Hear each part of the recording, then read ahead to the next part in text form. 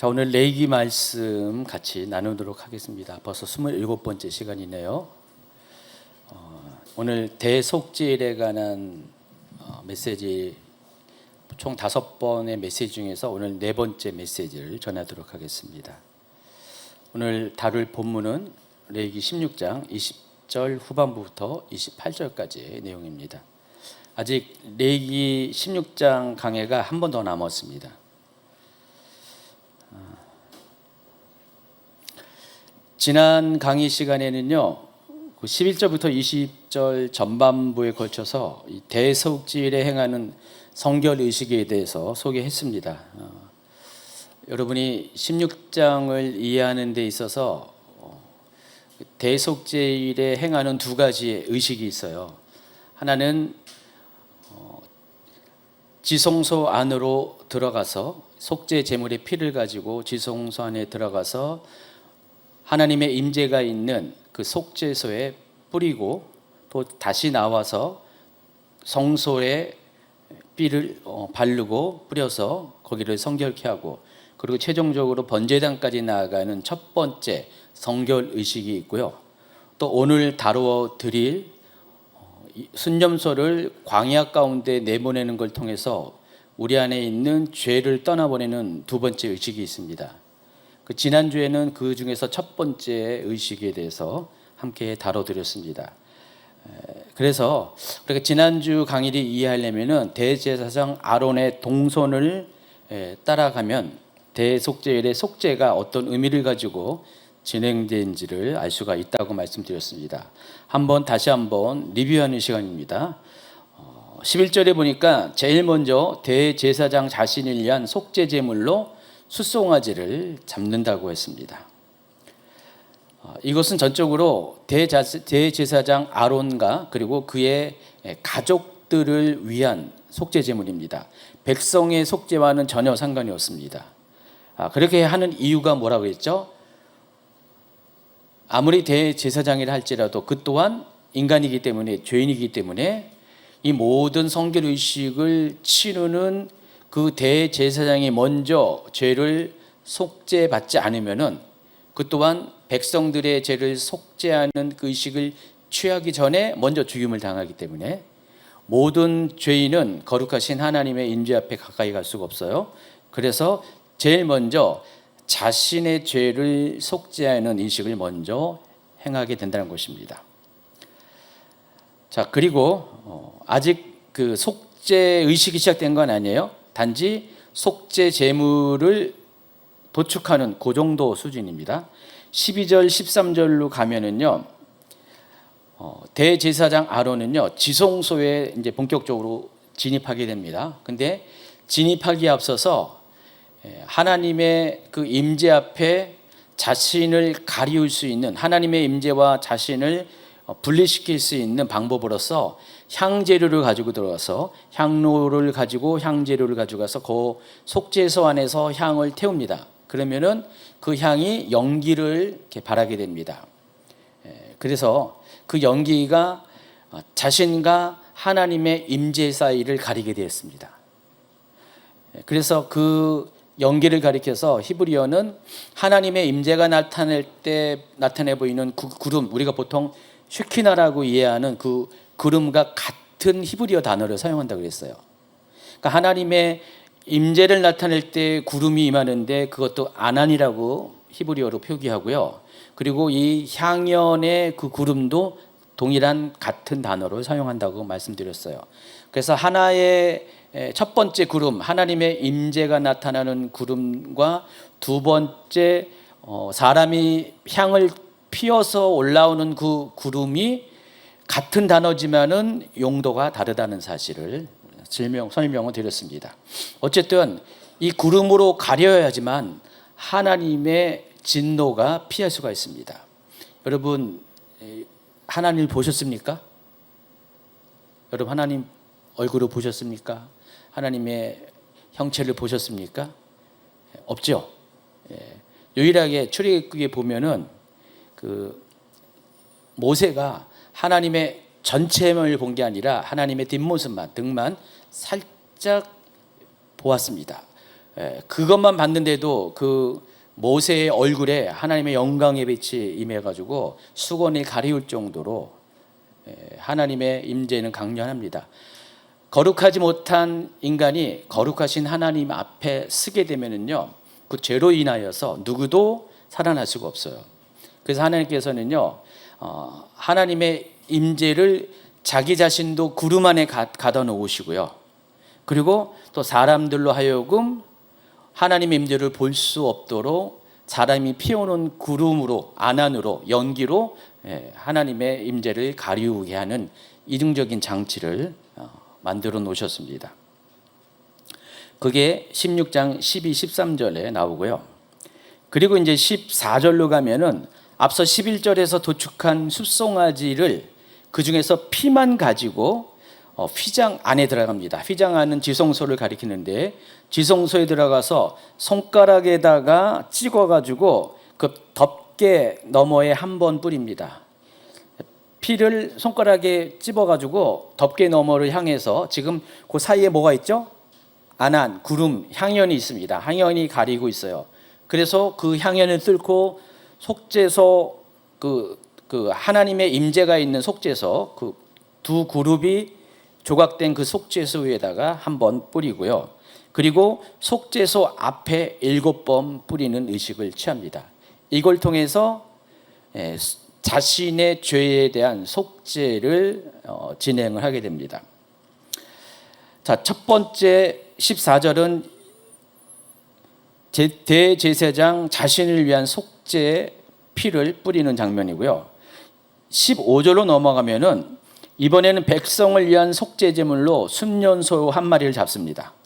그리고 그 피를 가지고 다시 지성소 안으로 들어가는데 동일한 방식으로 속죄소 위에 너머에 한번 뿌리고 손가락으로 찍어서 그리고 속죄소 앞에 7번을 피를 뿌립니다. 이렇게 함으로써 자기 자신의 죄를 먼저 속량하고 이제는 백성들의 죄를 속죄하는 의식을 치르게 됩니다. 그리고 나서 16절에 보면은 지성소에서 나와서 성소에 있는 모든 기구와 성소 그 휘장들 이런 것들을 또 성결하게 하는 그 일을 합니다. 이때도 동일하게 재료는 뭐예요? 속죄의 제물의 피입니다. 그래서 숫송아지의 피와 또 순염소의 피를 가지고 이렇게 속죄 의식을 행합니다.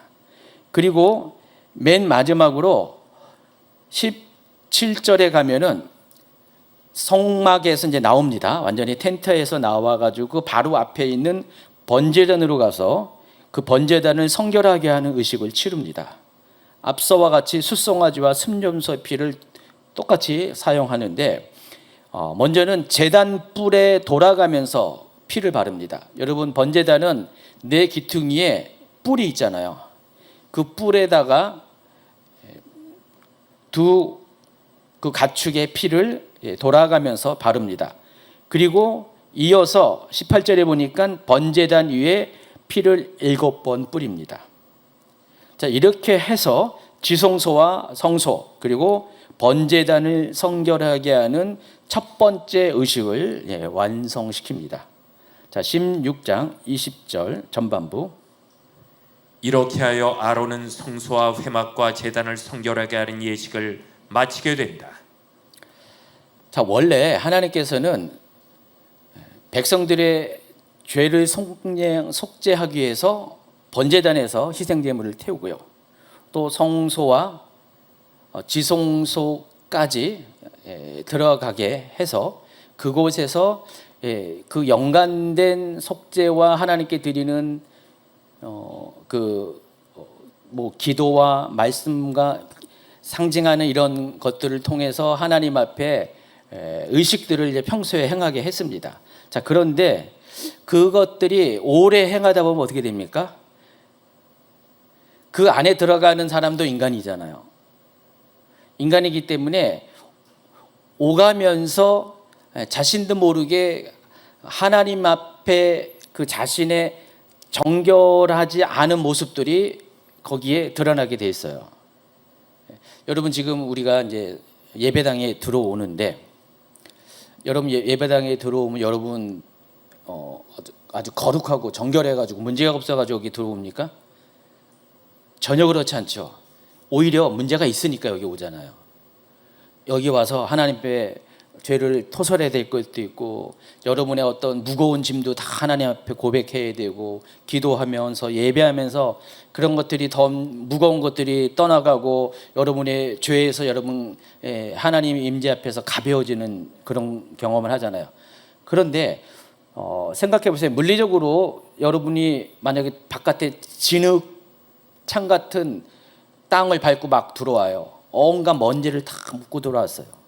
그러면은 나갈 때는 여러분이 깨끗해져서 나갈지언정 들어올 때 갖고 오고 있는 모든 오염 물질이 여기 남게 되잖아요. 마치 죄도 그렇다는 것입니다.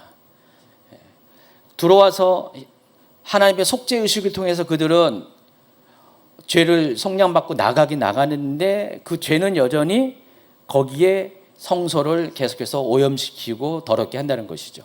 자, 그렇게 되면은 하나님께서 그 속성상, 거룩이라는 속성상 그 장소에 있을 수가 없는 거죠. 그럼 어떻게 할까요? 더러진 것을 치워버리고 새로 텐트를 또 짓습니까? 그게 만약에 성전이라면은 더러워진 성전을 놔두고 해마다 새로운 성전을 건축해야 됩니까? 그럴 수는 없잖아요. 그래서 하나님께서는 그렇다고 해서 그 안에 하나님이 임재할 수도 없고 그것을 새로 지을 수도 없고 그래서 하나님은 1년에 한 번씩 대속죄일을 정해서 대청소를 합니다. 한 번에 싹 대청소를 하는 거예요.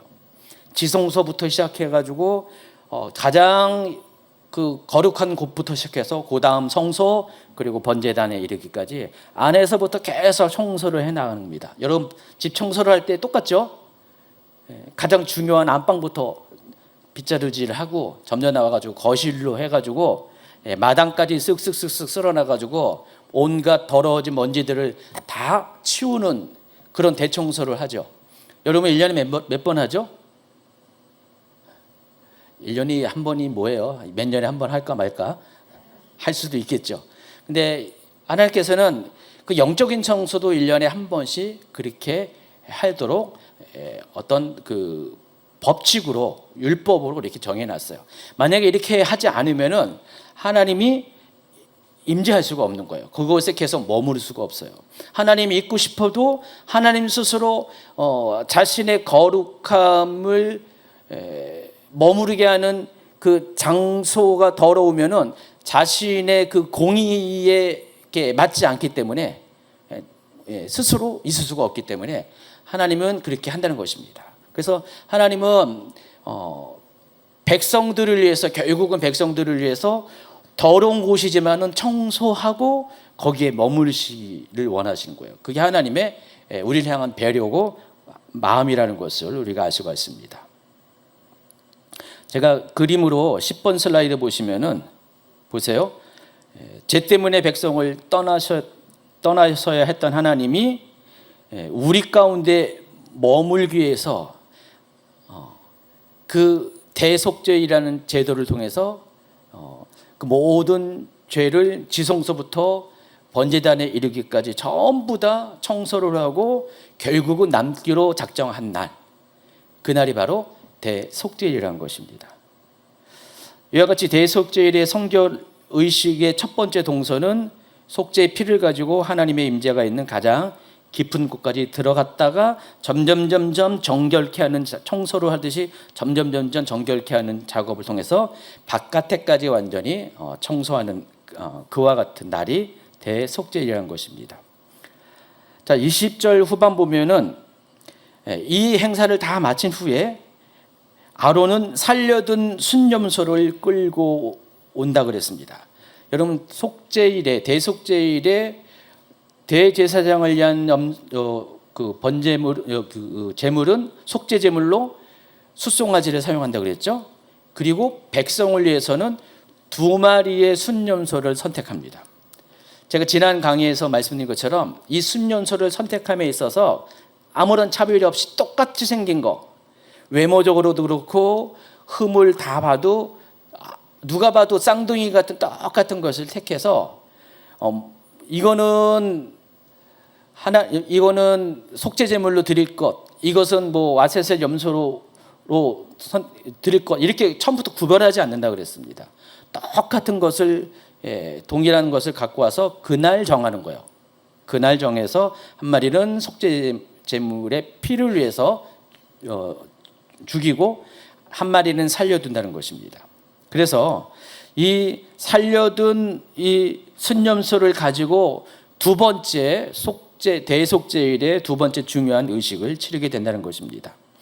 그래서 이 전반부의 이야기는 순염소를 죽여서 그 피를 가지고 지성소와 성소와 번제단까지 그 피로 정화시키는 그 첫 번째 의식은 죄가 하나님 앞에서 어떻게 처리되어지는 것을 보여주는 어떤 그림이라면은, 오늘 이제 다루고 싶은 이 아세셀 염소를 통해서는 이 처리된 죄가 백성에게서 어떻게 제거되는지를 보여주는 그런 그림이라는 것입니다. 그리고 후반부에서는 그 속죄받은 백성이 어떻게 다시 하나님께 드려지는지를 또 보여줍니다. 그래서 오늘 20절 후반부와 22절까지는 처리된 죄가 백성에게서 제거되는 장면, 그리고 23절부터 28절은 속죄받은 백성이 어떻게 다시 하나님께 드려지는가, 그 이야기를 다루는 겁니다. 그래서 오늘 제 강의의 제목이 뭐라고 했어요? 피는 안으로, 죄는 밖으로, 그리고 백성은 하나님께로, 다시 하나님께로 나아가는 그 세 가지의 방향의 동선이 완성이 됩니다. 자, 오늘 첫 번째 본문 20절 후반부터 22절까지 읽어주세요. 다음에 아론은 살려둔 순염소를 끌고 와서 살아있는 그 순염소의 머리 위에 두 손을 얹고 이스라엘 자손이 저지른 온갖 악행과 온갖 반역행위와 온갖 죄를 다 자백하게 하고 그 모든 죄를 그 순염소의 머리에 씌운다. 그런 다음에 기다리고 있는 사람의 손에 맡겨 그 순염소를 빈들로 내보내야 한다. 그 순염소는 이스라엘 자손의 온갖 죄를 짊어지고 황무지로 나간다. 이렇게 아론은 그 순염소를 빈들로 내보낸다. 이 구절들을 살펴보면은 이 장면에는 또 세 가지의 단계가 있습니다. 21절 상반절에 보면은 먼저 죄가 고백이 되고요. 두 번째는 안수를 통해서 죄가 제물에게 옮겨지고요. 그리고 21절 하반절부터 22절까지 보면은 드디어 죄가 공동체 밖으로 나가는 장면이 여기 2절 반에 걸쳐서 소개되고 있습니다. 자, 레위기 16장 5절에 의하면은 아까도 말씀드린 것처럼 백성을 위한 속죄 제물로 준비된 것은 순년소 2마리라고 했습니다. 그런데 이 5절에 보니까 그런 다음에야 그는 이스라엘 자손의 회중이 속죄 제물로 바치는 순년소 2마리와 번제물로 바치는 순양 1마리를 받을 수 있다라고 이야기하잖아요. 그래서 속죄 제물로 드리는 게 순년소 2마리라고 나와 있어요. 그러니까 결과적으로는 1마리는 진짜로 죽잖아요. 그리고 그 피가 드려지잖아요. 근데 1마리는 죽지 않아요. 보통 우리가 제물로 이야기하면은 죽임을 당해야지 제물이잖아요. 근데 여기는 죽임을 당하지 않아요. 노임을 받는데 그 순년소조차도 속죄 제물이라고 표현을 한다는 것입니다. 제가 뭔 말을 하는지 알겠죠? 죽임을 당하지 않는데 그럼에도 불구하고 그 두 번째 순년소도 속죄 제물로 부른다는 것입니다. 그러면은 속죄의 방식이 단지 희생 제물로 그 가축을 죽이는 것만 속죄 제물이 아니라는 것입니다. 이와 같이 백성의 죄를 가지고 떠나보내게 하는 방식도 동시에 속죄 제물의 또 다른 한 측면이라는 것을 알 수가 있습니다. 1마리는 죽어서 그 피로 성소를 정결하게 해서 죄의 값이 치러지게 하고, 다른 1마리는 살아서 죄를 짊어지고 죄가 갖고 있는 짐을 제거하는 것. 우리가 오늘날 우리의 속죄와 예수 그리스도를 통한 속죄를 우리가 한번 잘 이것을 비교해 보면은 예수 그리스도를 통한 속죄도 똑같은 두 가지 의미가 있는 거예요. 예수님이 죽으심으로 어떻게 돼요? 우리의 죄가 제거됐죠. 근데 죄만 제거됐나요? 만약 죄만 제거되면은 죄의 짐은 여전히 또 가지고 있을 수가 있잖아요. 근데 죄만 제거된 게 아니라 죄로 인해서 눌렀던 짐까지도 제거되는 거예요. 우리가 예수님의 십자가를 믿고 받아들이잖아요. 그 복음을 받아들이면은요, 내가 이제 죄가 제거됐어. 그걸로만 끝나는 게 아니라 그때부터 뭐예요? 자유를 얻게 되잖아요. 죄의 짐에서, 올무에서 자유를 얻게 되잖아요.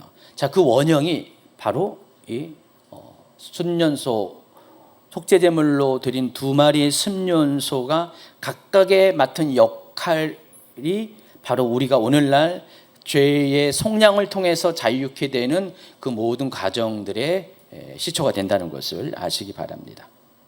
하나님은 2가지 방향으로 죄를 해결해 주신다는 것이에요.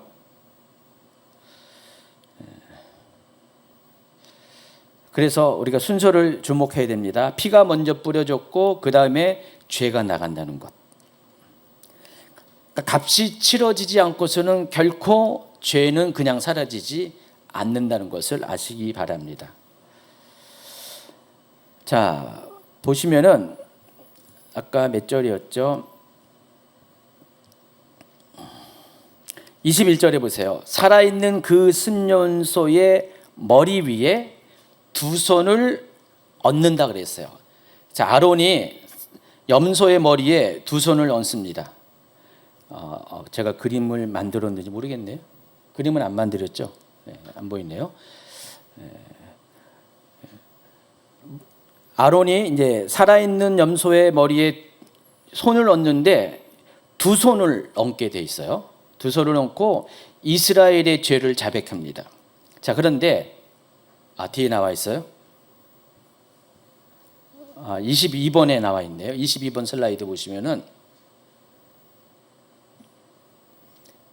이 2 손을 얹죠. 일반적으로 여러분 안수할 때는요, 1 손만 올려놔요. 그러니까 개인적으로 개인의 죄를 이렇게 전가시키잖아요. 이 안수의 의미는 어떤 거죠? 전가죠. 전가. 그러니까 내 속에 있는 모든 죄를 머리 위에 안수할 때 머리를 통해서 영적인 전가가 일어난 거예요. 내 속에 있는 죄가 이 안수하는 손을 타고 그 죄물 속에 들어가요. 그래서 이 죄물이 더러우면 안 돼요. 흠이 있으면 안 돼요. 이 죄물이 깨끗한 죄물에만 내 죄를 흡수가 가는 거예요. 그래서 이 내 죄를 짊어지고 전가받아서 죽을 수 있는 유일한 자격이 됩니다. 한 손으로 합니다. 여기 좀 땡겨서 이야기하면은 3번 그 3항을 땡겨서 하면은 레위기 1장 4절 그리고 4장 4절을 보면은요, 여기서 제물을 가져온 사람은 번제물의 머리 위에 자기의 손을 얹어야 한다라고 할 때 이 자기의 손이라고 한 요 손이라는 단어가 야드라는 단어를 사용했는데 단수예요. 손들을 얹어 놓는 게 아니라 손 하나를 얹어 놓는다, 그런 뜻이에요. 단수에. 그런데 오늘 본문에 있는 21절을 보면은요, 살아있는 그 순년소의 머리에 2 손을 얹는다. 근데 번역은 2 손으로 했죠. 근데 히브리어 단어도 복수로 되어 있어요. 야다브라는 단어를 사용했습니다. 다른 것을 다 살펴봐도 오직 여기에만 레위기 16장 21절에만 2 손을 얹는다는 표현이 있어요. 다른 곳엔 전부 다 1 손으로 얹어 놓는데 여기에만 2 손을 얹어 놓는 겁니다. 그 이유가 뭐냐? 지금 이 순념소는 누구의 죄를 다 전가받는 겁니까? 한 개인이 아니죠? 온 백성, 이스라엘 전 회중의 죄를 다 전가받는 그런 특별한 제물입니다.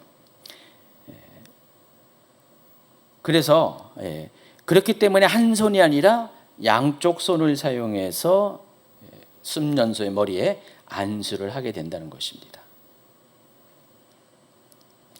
어쨌든 이와 같이 머리 위에 2 손을 얹고 이스라엘 자손이 저지른 뭐라고 했어요? 온갖 악행, 온갖 반역, 온갖 죄. 여기 보면은요, 히브리어에서 죄를 의미하는 단어가 여러 개가 있는데 다양한 표현들을 사용했어요. 3개의 표현들을 사용했습니다. 아본이라는 단어, 페샤라는 단어, 하타하트라는 단어, 이 3가지를 사용했습니다. 이 아본이라는 단어는 악행으로 표현했는데, 이 아본이라는 단어의 뜻은 어떤 죄를 가리키냐, 마땅히 고다야 할 것이 삐뚤어지고 뒤틀린 상태. 여러분, 헬라어도요, 이 죄를 표현하는 다양한 그런 단어들이 사용돼요. 근데 여기 히브리어도 마찬가지로 죄를 표현하는 다양한 단어들이 사용합니다.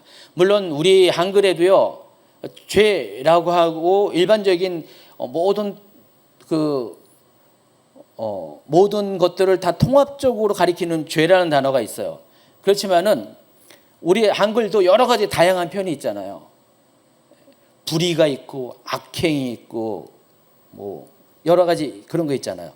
이런 것처럼 히브리어도 그렇고 헬라어도 그렇고요, 죄를 의미하는 단어들이 다양하게 사용한다는 것입니다. 여기 보면은 3가지의 히브리어 단어를 사용한 거예요. 마땅히 고다야 할 것이 삐뚤어지고 뒤틀린 상태. 또 페샤로 번역한 것은 하나님의 통치와 언약을 의도적으로 거스른 행위. 또 하타하트는 관역에서 빗나가던 하나님 뜻에서 벗어난 모든 실패. 그러니까 죄를 지는 여러 가지 다양한 상황과 방식들을 전부 다 표현을 한 거예요. 그리고 그 단어 앞에는 다 뭐라고 써 있습니까? 온갖이라는 단어가 붙어 있어요. 그러니까 사람이 저지른 온갖 모든 종류의 다양한 죄들을 다 모아서 2손을 사용해서 순념소의 머리에 얹어서, 그러니까 이스라엘 백성이 할 수 있는 모든 죄들을 다 끌어모아가지고 모아서 그냥 모든 먼지들을 다, 쓰레기를 다 모아가지고 한 번에 이 순념소의 머리 위에 그것들을 다 쏟아붓는다는 것입니다.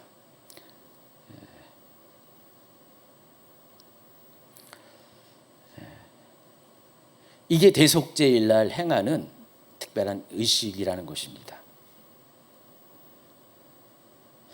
그래서 우리가 여기서 좀 생각해 볼 게 있어요. 우리가 이제 회개를 하잖아요. 회개를 하는데, 여러분 회개를 할 때 보통 어떻게 회개를 합니까?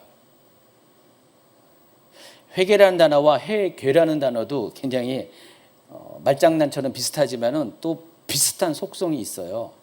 회개라는 것이 뭐죠? 회개는 이제 돈을 가지고 세무라는 게 회개잖아요. 돈을 세는 건 두리뭉실합니까? 정확하잖아요. 매던까지 아주 정확해야 돼요. 특히 공적인 재정은 굉장히 정확해야 되죠. 우리 교회 재정 같은 경우는 원 단위까지 정확해야 돼요. 그래서 연말에 그 결산을 할 때요, 안 맞으면은 맞을 때까지 다 이렇게 확인하고 처음부터 다시 살펴보고 해가지고 원 단위까지 딱 맞아야 돼요. 그게 회계잖아요. 근데 회계도 비슷하더라고요. 두리맹술하면 안 돼요. 명확해야 돼요. 돈을 회계하는 것처럼, 재정을 회계하는 것처럼 우리의 죄를 회계하는 것도 똑같이 아주 명확하게 돼요. 어떤 분들은 그냥 내 죄를 용서해 주십시오라고 하는데, 근데 그 죄가 뭔지 자기도 몰라. 하나님 다 아시잖아요 하면서, 하나님 다 아시니까 그냥 알아서 그냥 다 용서해 주세요, 막 그렇게 하는 분들이 적잖이 계시는데, 아닙니다. 하나님은 정확한 걸 좋아하세요. 그래서 하나님한테 우리가 뭘 해드려도요, 정확하게 하셔야 돼요. 하나님의 MBTI 성향을 보면은 하나님은 여러 가지 성향을 다 갖고 계시죠. 인간의 모든 성향.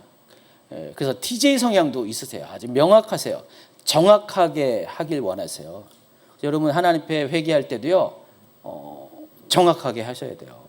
하나님, 내가 이때 이와 같은 상태에서 이런 죄를 저질렀습니다. 이 죄를 용서해 주세요 해야 되는데, 자기도 생각이 안 나. 그냥 알았어 용서해 주세요. 그냥 뭔지 모르니까 하나님이 알아서 용서해 주시든지 말든지 알아서 하세요. 뭐 이런 식으로 회개를 이런 식으로 하는 사람이 있나요? 이렇게 해서도 안 되고 아마 이런 분이 없을 거예요. 회개를 할 때는 아주 명확하고 정확하게 자기가 지은 죄에 대해서 샘을 고백을 하셔야 한다는 것입니다. 제가 이제 사람들을 이제 대할 때도요, 어떤 한 사람이 잘못을 했어요. 잘못을 했는데 제일 안타깝고 제일 좀 여전히 불편한 게, 목사님 잘못했어요. 그런데 자기가 뭔 잘못한지 몰라. 그냥 잘못했다고 얘기해요. 근데 뭔 잘못을 한 적이 몰라요. 그럼 너무 답답하잖아요. 나는 아는데, 이 사람이 뭔 잘못을 한 건 아는데, 근데 한번 뭘 잘못했습니까? 라고 하면은 자주간 잘못했어요 하면서 용서해 주세요. 그러면 이거는 자기 잘못도 제대로 모르면서 어떻게 용서를 구했습니까? 그러면 이건 용서해 줄 수가 없잖아요. 여러분 자녀들 보세요. 자녀가 뭘 잘못했어요. 그 뭐 엄마 아빠가 막 혼내요. 그러면 누구한테 야, 너 뭐 잘못했니? 그러면은 어떤 아이들은 자기가 잘못한 거 명확하게 얘기하죠. 근데 어떤 아이들은 잘못한 거 몰라요. 분명히 잘못했는데 자기가 잘못한 것을 몰라요. 그럼 어떻게 해야 돼요? 알려주잖아요. 너 이거 이렇게 했는데 너가 잘한 거야, 못한 거야? 그러면 그것을 맨 처음에 받아들일 수도 없을 수가 있잖아요. 근데 더 설명을 하죠. 그럼 나중에 이제 그것이 명확해지면은 그걸 가지고 너 그래 지금부터 이거 이렇게 해가지고 잘못했습니다라고 엄마한테 얘기해봐. 그럼 어떻게 돼요? 그때 가서 여러분이 용서를 해주잖아요. 근데 아무리 설명해도 알아듣지도 못하고 하면 용서를 해주고 싶어도 해줄 수가 없죠. 왜 이게 필요하냐? 그냥 마음 너그럽게 그냥 뭐 이렇게 하든 간에 그냥 다 품어주면 다 좋죠. 근데 내가 이것이 명확해지지 않으면 또다시 그 잘못을 할 수가 있어요. 다시 죄의 악순환에 빠질 수가 있어요. 내가 지은 죄가 명확해지면 다시는 그 죄를 안 지을 수가 있어요. 그럼에도 지을 수가 있잖아요. 근데 하물며 명확하게 내 죄가 무엇인지를 알지 못한 상태에서 그냥 용서만 해준다면은 다음에 동일한 죄를 저질 수가 있어요. 그래서 하나님이 우리에게 따지시는 이유는 하나님이 깐깐해서 그러신 게 아니라 결국은 누구를 위한 거예요? 우리 자신을 위한 것입니다. 우리 자신이 우리의 지은 죄가 명확한 게 뭔지 알아야지, 그것을 가지고 명확하게 고백을 해야지 다시는 동일한 죄를 지지 않을 확률이 더 크기 때문에 그리하신다는 것입니다. 그래서 하나님은요, 이렇게 세 가지의 죄를 구분해서 이렇게 하나님 앞에 고백하게 했습니다. 하나님, 우리 백성이 마땅히 하나님이 가라고 하는 그 길을 가야 되는데 우리가 심사가 뒤틀려가지고 비비 꼬여가지고 온갖 하나님 앞에 그렇게 안 좋은 모습을 보인 모든 것을 용서해 주십시오. 또 하나님이 이렇게 우리에게 약속하시고 언약을 맺으셨는데 의도적으로 그 언약을 깨트린 그 모든 행위를 용서해 주십시오. 그리고 하나님이 뜻이 이것인데 우리가 하나님 뜻을 정확하게 맞추지 못하고 자꾸만 빗나간 삶을 살았던 모든 죄들을 용서해 달라고 두 손을 꽉 눌러가지고 모든 죄를 여기에 다 몰아넣어서 안수하는 것. 그래서 그 모든 죄의 짐을 질고 갈 순년소에게 모든 죄를 전가하는 것. 이게 대속죄일 날 하는 두 번째 의식의 중요한 장면이라는 것입니다.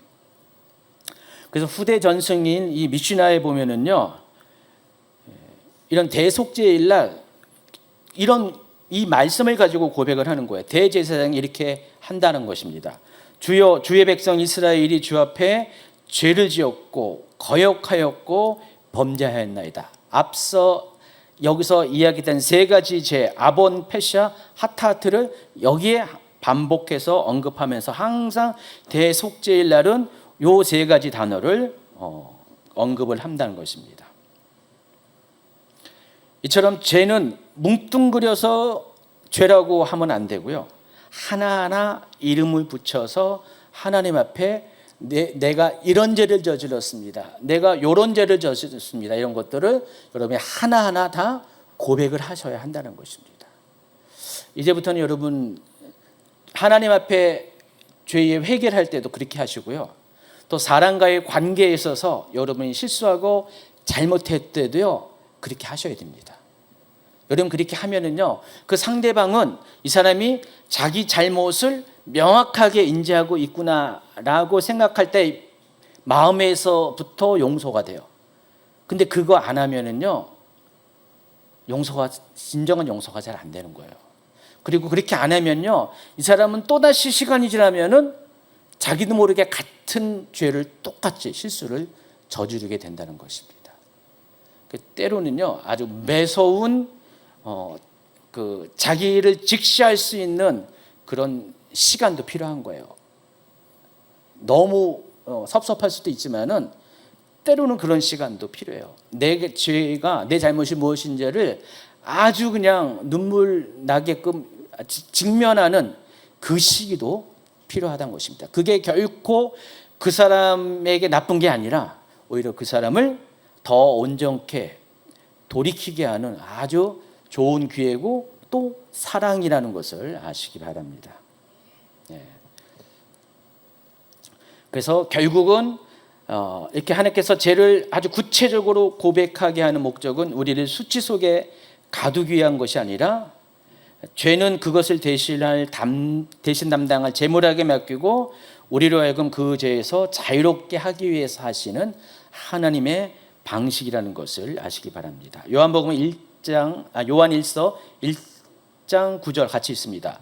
만일 우리가 우리 죄를 자백하면 그는 미쁘시고 의로하사 우리 죄를 사하시며 우리를 모든 불의에서 깨끗하게 하실 것이요. 우리 죄를 사할 뿐만 아니라 우리를 모든 불의에서 깨끗하게 하셔서 다시는 그와 같은 불의를 행하지 않도록 만들어 주신다는 것입니다. 자, 두 손을 염소에게 얹어 죄를 전가시킨다는 것은 앞서서 먼저 이야기를 했습니다. 자, 그리고 21절 후반부로 보면은요, 400페이지 밑으로 갔습니다. 그런 다음에 기다리고 있는 사람의 손에 맡겨 그 순년소를 빈들로 내보내야 한다. 자, 안수를 통해서 온갖 모든 종류의 죄들을 다 전가시켰죠. 그 다음에 미리 대기시킨 사람이 있습니다.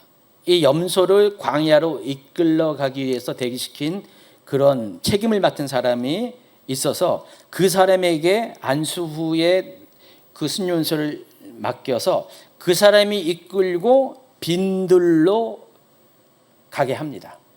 그러니까 사람들은 일반 백성들은 다 진에 머물고 있고 요 역할을 맡은 그 사람에게 이끌려서 그 죄의 전가를 받은 순념소가 빈들로 나가게 된다는 것입니다. 여기서 염소가 나가는 곳을 가리켜서 22절에 보면은요, 에레츠 게제라라고 부릅니다. 여러분 에레츠가 이제 땅이라는 뜻을 아시죠? 그래서 문자적으로는 끊어진 땅, 잘려나간 땅이라는 뜻이에요.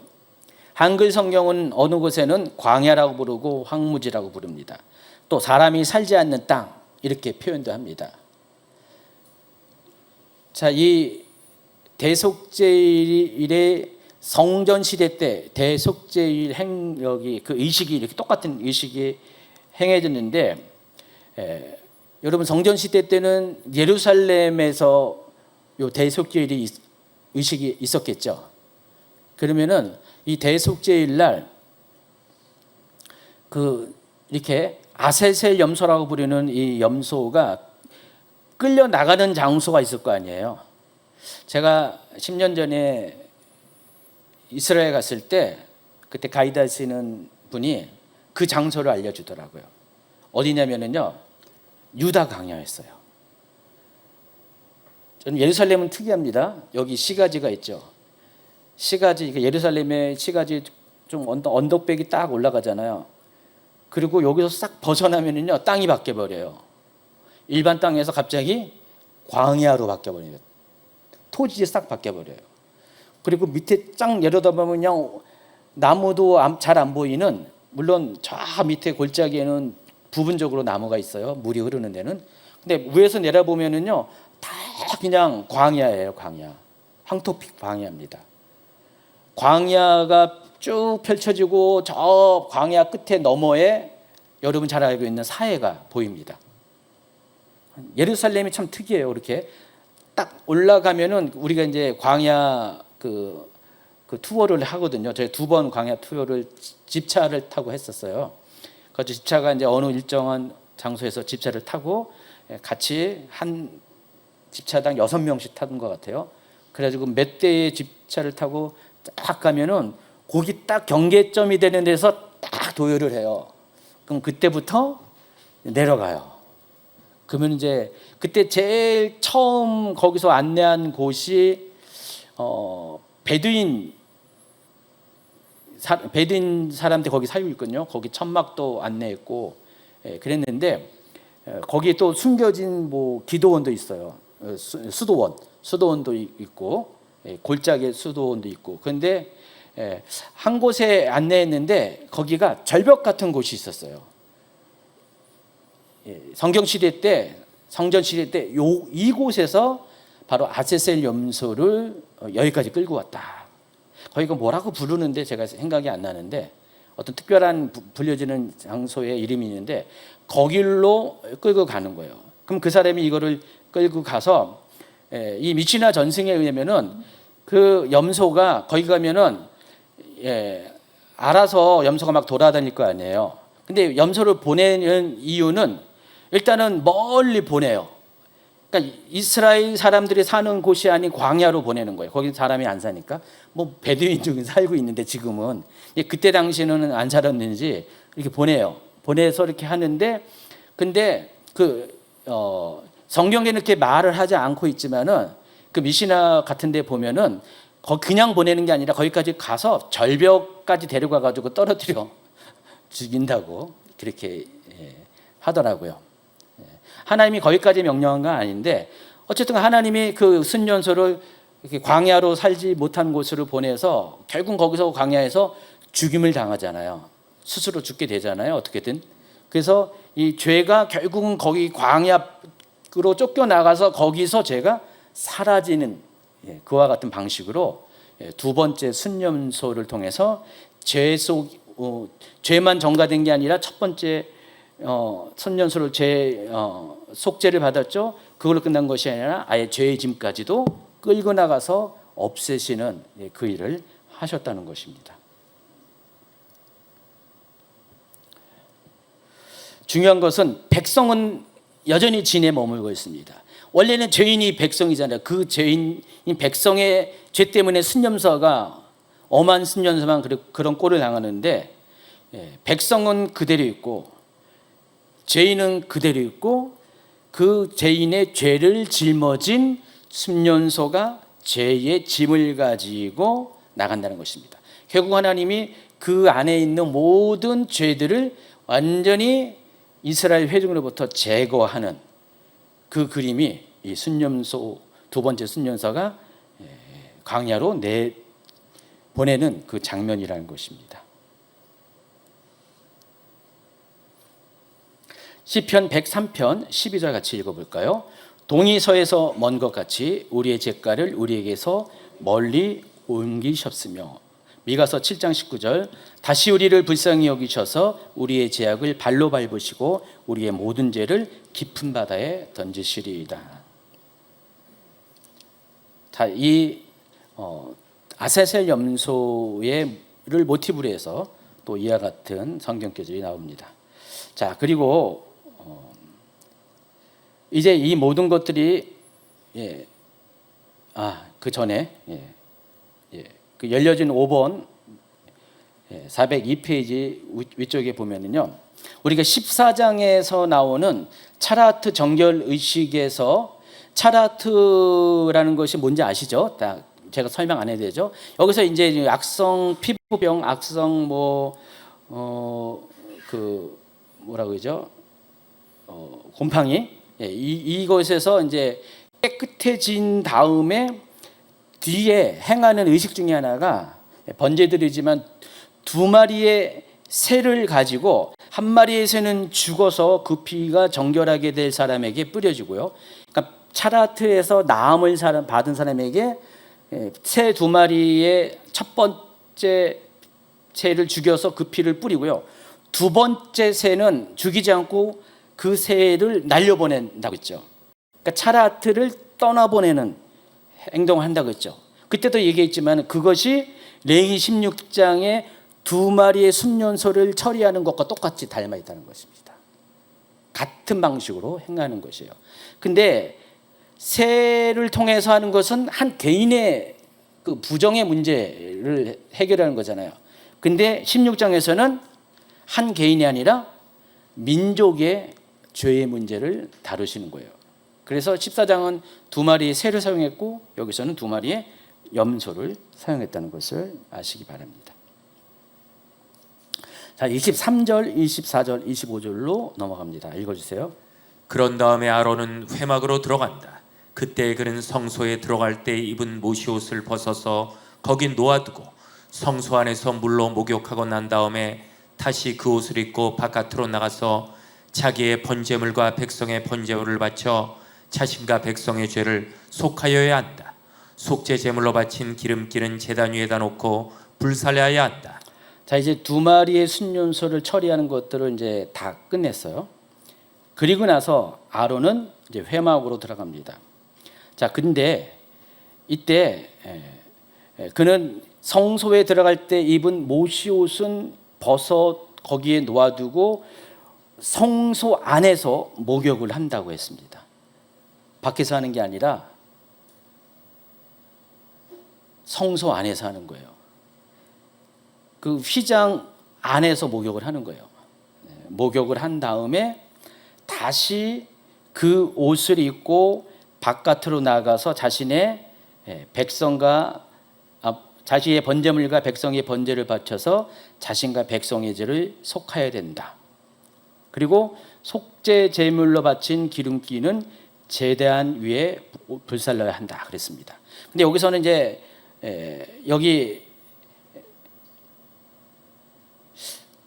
표현이 제가 지금 보니까 약간 애매한 건데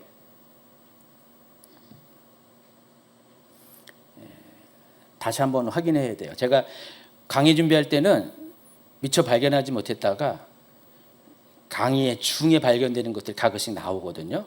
희한하죠? 근데 일반적으로 제가 이거 한번 또 연구 좀 해야 되는데 일반적으로 이 속죄 대속죄일의 의식은 제가 뭐라 그랬어요? 지난번에 평소에 입고 있던 대제사장의 옷을 입지 않는다 그랬죠. 화려하고 영광스러운 옷을 입지 않고 무명의 흰 그 베옷을 입는다 그랬어요. 베옷이 상징하는 게 뭘 상징하죠? 물론 깨끗함도 있지만은 회개를 상징하잖아요. 하나님 앞에 회개를 상징하는데, 근데 그것을 입고 평소에 대제사장은 가장 화려한 옷을 입었는데 그것을 벗어버리고 그것을 입고 이 모든 일들을 행한다는 것입니다. 그리고 나서 지금 이제 모든 것을 다 끝낸 다음에 대제사장은 자기가 원래 입고 있었던 대제사장의 예복을 다시 갈아입게 된다는 것입니다. 그래서 이걸 통해서 하나님께서는 우리 안에 있는 모든 죄가 사라지면은 하나님은 우리로 하여금 다시 우리에게 주어졌던 본래 그 영광을 회복시키는 것으로 또 해석을 합니다. 자, 빌립보서 2장 6절부터 11절까지 보면은요, 예수님께서도 그랬습니다. 예수님은 본래 하나님과 본체시지만은 하나님과 동등됨을 취할 것을 여기지 않고 자기를 비워 종의 형체를 가지고 사람들 같이 되셨고, 여기까지가 아니라 오히려 자기를 낮추시고 죽기까지 복종하셨다. 그게 십자가의 죽으심이라고 했습니다. 그러니까 예수님은 가장 낮은 자리, 낮고 낮은 자리까지 내려가셨어요. 가장 높은 곳에 계신 분인데, 이렇게 할 때 하나님은 그에게 뛰어난 이름을 줬다고 했어요. 모든 이름에 뛰어난 이름을 주셔서 모든 것들로 하여금 그 발 앞에 무릎 꿇게 하셨다고 그랬습니다. 그래서 모든 입으로 예수 그리스도를 주라 시인하게 해서 하나님 아버지께 영광을 돌리게 하셨다고 그랬습니다. 그래서 우리가 죄를 속량하기 위해서, 죄를 제거하기 위해서 때로는 하나님 우리를 낮아지게 하실 수가 있어요. 하나님이 여러분의 삶 가운데 여러분이 정말 이렇게 어떤 무거운 죄를 갖고 있어요. 하나님 앞에 반드시 해결될 죄가 있어요. 그럼 하나님은 그 죄를 해결하기 위해서 어떻게 할까요? 죄를 드러내시죠. 아주 적나라하게 드러내시죠. 구체적으로 드러내게 하시죠. 수치 가운데 드러내게 하시죠.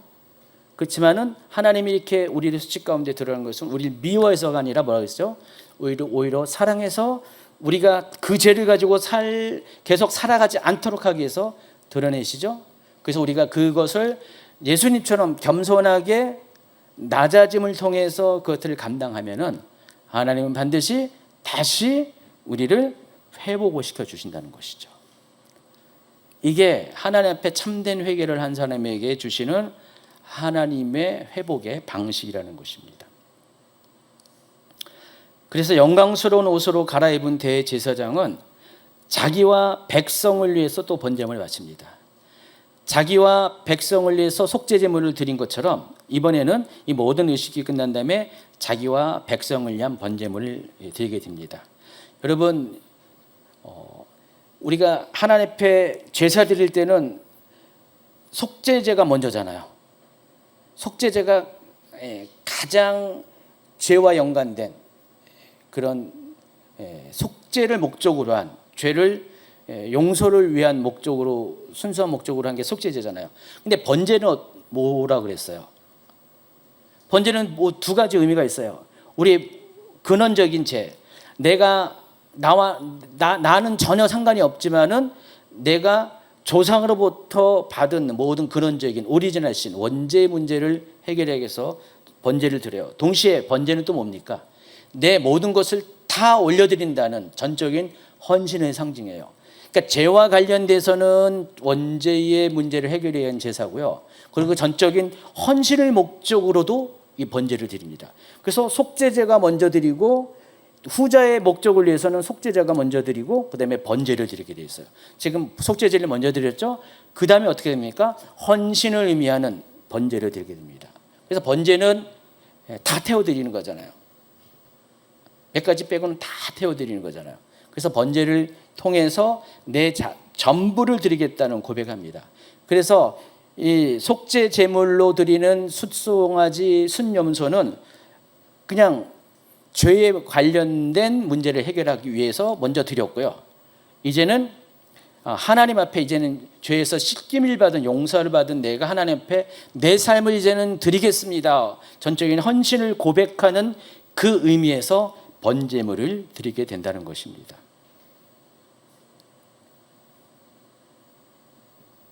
그리고 남은 기름은 제단 위에서 불사를 하고 했습니다. 제가 레위기 초반 제사제도 얘기하면서 기름에 대해서 소개하면서 우리는 기름이 지금 쓸모없는 거고 다 이렇게 제거해가지고 고깃집에서도 기름, 삼겹살 줄 때 기름 많이 빼고 주세요 막 그러잖아요. 근데 이 레위기 제사에서 기름은 굉장히 중요한 겁니다. 기름은 피만큼 중요한 거예요. 살보다 더 중요한 겁니다. 그래서 가장 가치 있는 것이 기름이라고 그 당시 사람들은 여겼습니다. 그래서 그 가장 가치 있는 좋은 기름은 하나님께로 태워서 화제로 올려드리는 그 일을 합니다. 이제 얼마 안 남았습니다. 26절, 27절, 28절. 염소를 아사셀에게로 보낸 그 사람도 자기 옷을 빨고 물로 목욕을 하여야 한다. 그는 그렇게 한 다음에야 진 안으로 들어올 수 있다.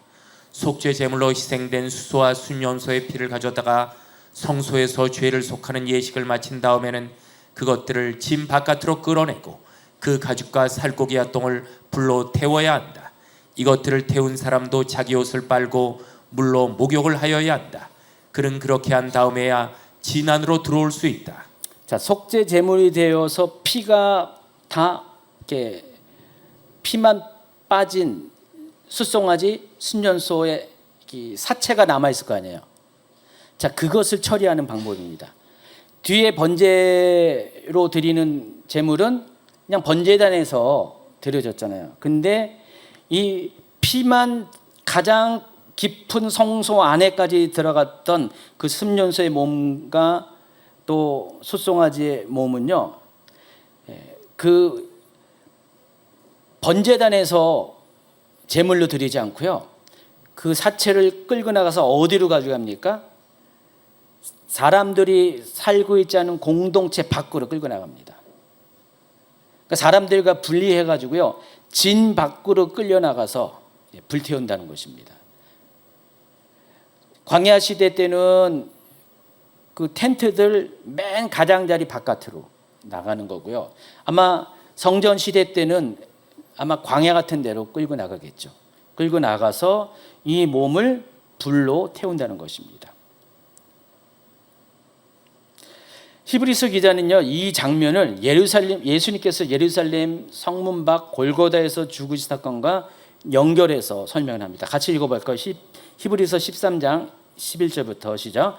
유대교의 제사의식에서 대제사장은 속죄제물로 드리려고 짐승의 피를 지성소에 가지고 들어가고 그 몸은 진영 밖에서 태워버립니다.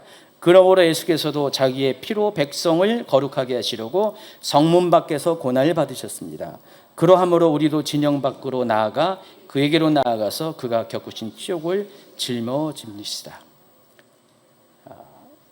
히브리서를 기록한 아마 사도 바울일 것 같다고 얘기하는데, 이 히브리서 기록한 사람은 지금 이 레위기의 제사제도를 너무나 잘 알고 있는 거예요.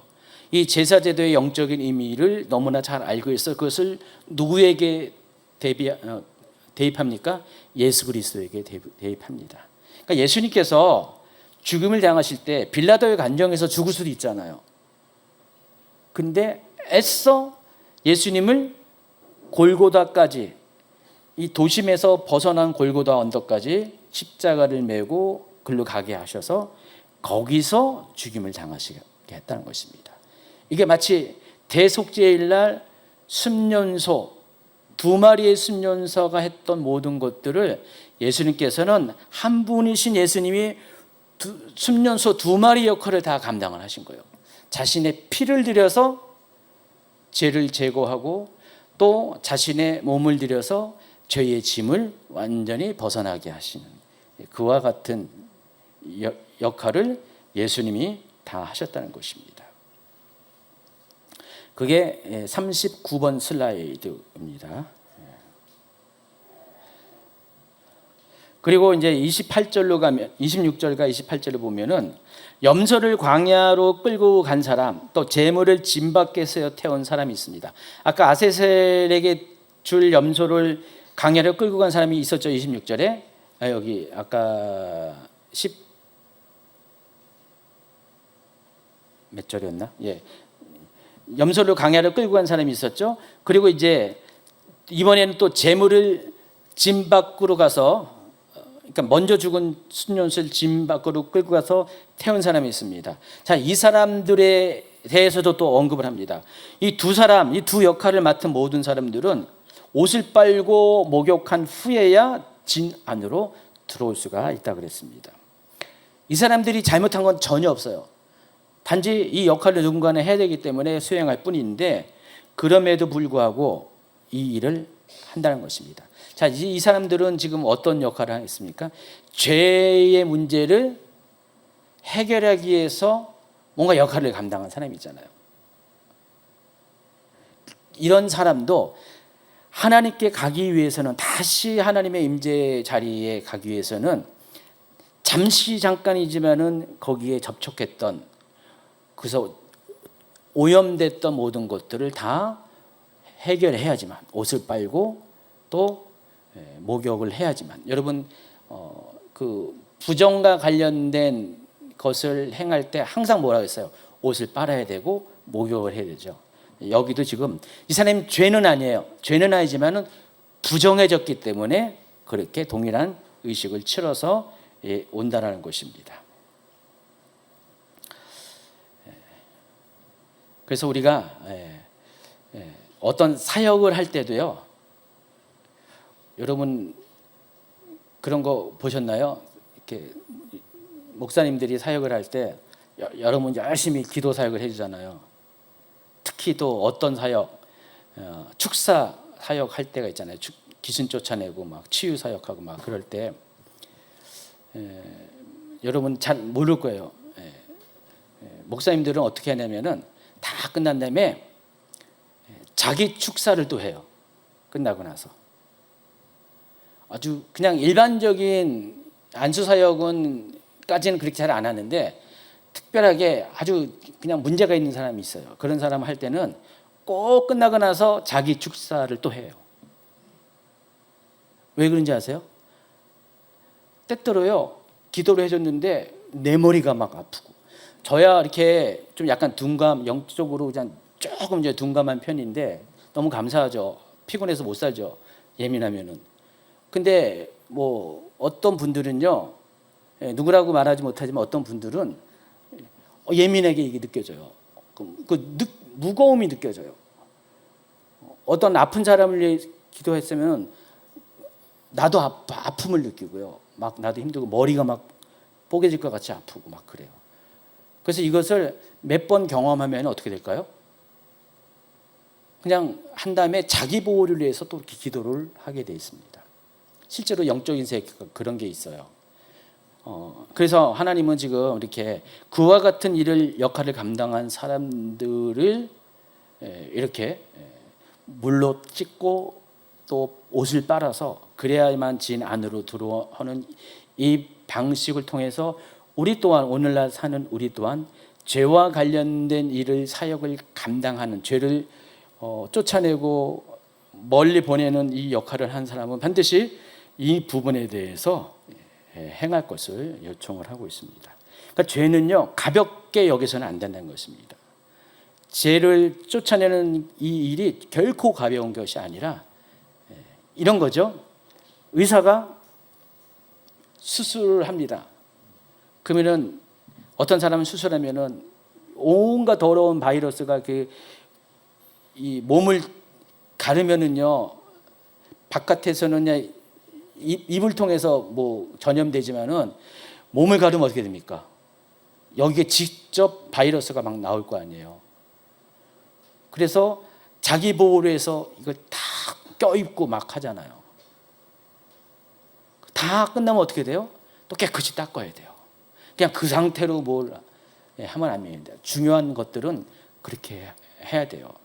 나한테도 올무수가 있어요. 그래서 동일하게 영적인 세계도 동일하다는 사실을 아시기 바랍니다. 자, 오늘 이제 결론을 맺습니다.